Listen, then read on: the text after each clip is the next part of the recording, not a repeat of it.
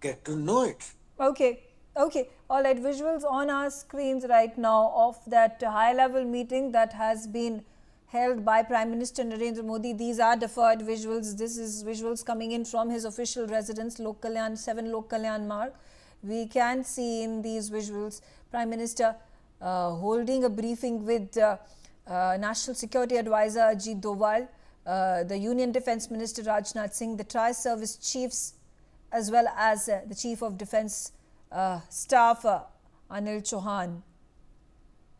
So that meeting is taking place. What we're getting to know is there have been fresh explosions that have been reported from the border districts in Rajasthan. This has happened in Jodhpur and Jaisalmer. Red alert has been issued in Barmer, Jodhpur and Jaisalmer. There have been projectile debris that has been located in different parts on the border areas of the international border in parts of Barmer, Jodhpur and Jaisalmer.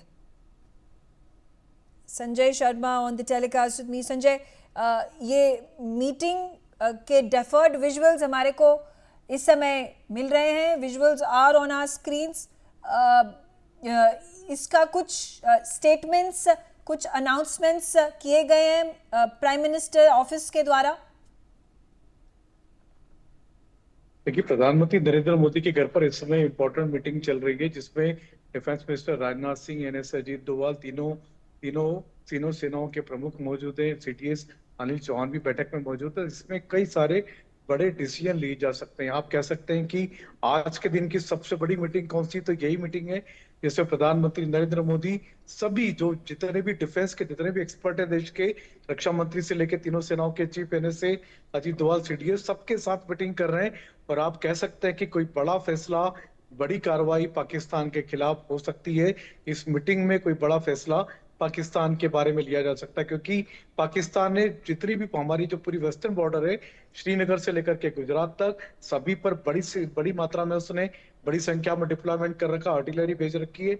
और लगातार हम देख रहे हैं पिछले 3 दिनों से लगातार फायरिंग कर रहा है, शेलिंग कर रहा है, ड्रोन भेज रहा है, मिसाइल्स भेज रहा है, फाइटर्स भी भेज रहा है.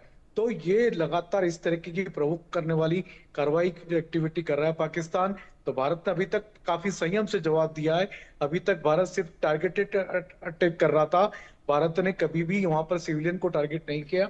लेकिन अब ऐसा लगता है कि पाकिस्तान की प्रोवोकेशन के बाद भारत को किसी बड़ी कार्रवाई करना पड़ सकती है. आज की जो मिनिस्ट्री ऑफ एक्सटर्नल अफेयर्स और डिफेंस मिनिस्ट्री का जो प्रेस कॉन्फ्रेंस हुआ है, वहां पे कैटेगोरिकली ये कहा गया है कि पाकिस्तान एस्केलेटरी और प्रोवोकेटिव मोड में है, जहां पे उसके जो आर्मी ट्रूप्स हैं उसको लाइन ऑफ कंट्रोल और इंटरनेशनल बॉर्डर पे वो आगे फ्रंट पे ऑफेंसिव पे जा रहे हैं. इस पे भी चर्चा हुई होगी. अब इंडिया इसको कैसे रिस्पॉन्ड करेगी?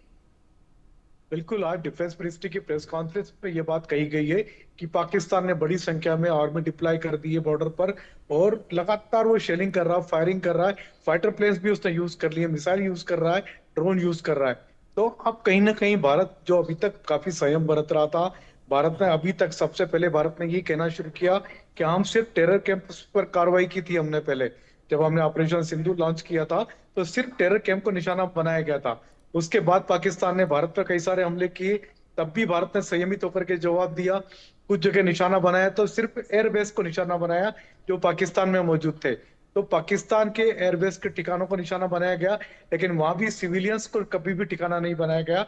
और एयरबेस पे ठिकाना बनाने के लिए भारत इसलिए मजबूर हुआ क्योंकि पाकिस्तान ने लगातार भारत के मिलिट्री हेडक्वार्टर्स पर, जहां मिलिट्री हेडक्वार्टर्स थे देश के, वहां पर उसने अटैक किए थे. तब जाकर के भारत मजबूर हुआ. Right, absolutely. सो पहले जो अटैक हुए थे टारगेटेड थे, कैलिब्रेटेड थे और रिस्पॉन्सिबल थे. May 7 का अटैक अगर हम बात करें, वो टेररिस्ट हाइडआउट्स के ऊपर हुआ था.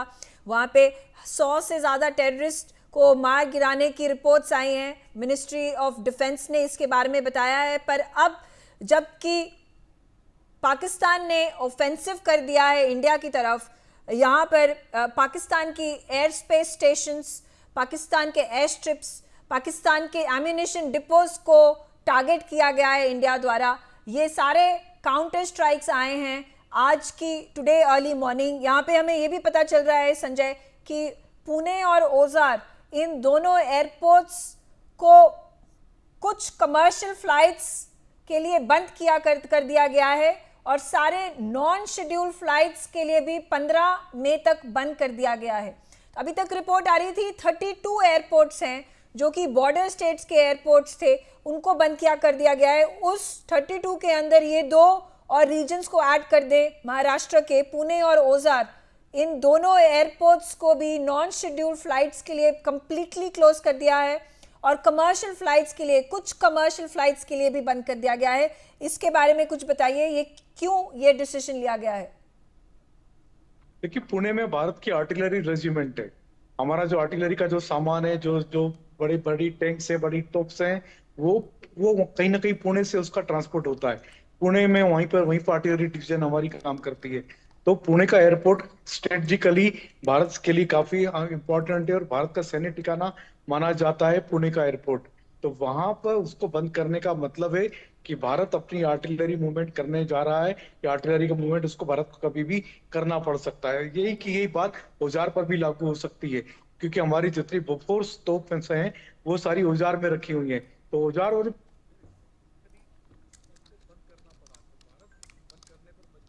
संजय, आप अपने आप इसका को मतलब है कि भारत को बड़ा मूवमेंट आगे चल के करना पड़ सकता है अपनी आर्टिलरी का। Okay, so that I think this couldn't be more clear than this. Sanjay, आप बोल रहे हैं कि जो बोफोर्स मूवमेंट, आर्टिलरी मूवमेंट हो सकता है अगर यहाँ पे फ्लाइट ऑपरेशंस बंद कर दिए गए हैं, 15 मई तक बंद कर दिए गए हैं, इसका मतलब यहाँ पे आर्टिलरी मूवमेंट होगी। इसका मतलब कि जो इंडियन आर्मी है, आर्म्ड फोर्सेस है, इंडियन आर्मी है, वो इंटरनेशनल बॉर्डर और लाइन ऑफ कंट्रोल पर भी पाकिस्तान को मुंह तोड़ जवाब देने के लिए रेडी हैं। देखिए, मैं आपसे भी निवेदन करूंगा कि कृपया हम लोग चूंकि जो भी लोग मीडिया में काम कर रहे हैं, वो कम से कम मिलिट्री मूवमेंट के बारे में हम लोग को बात नहीं करना चाहिए। और मैं भी आपसे भी निवेदन करूंगा कि आप भी इस तरह की बातें मुझसे ना पूछे, ज्यादा ठीक होगा।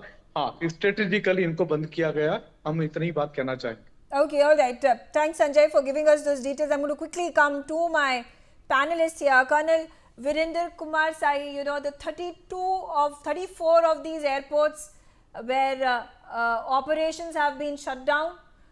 Pune and Ozar are the two airports where suspension of flights have happened. Non-scheduled flights will not take off or land at Ozar and Pune. How significant is this development? You see, I look at that way. When you shut down flights of a particular airfield under war conditions, it is possibly for two reasons. Either you need that airfield exclusively for military movement of equipment, troops, or any allied flights which would effect or support the act of war. If that be the case, I think it should be just left at that and not discussed further.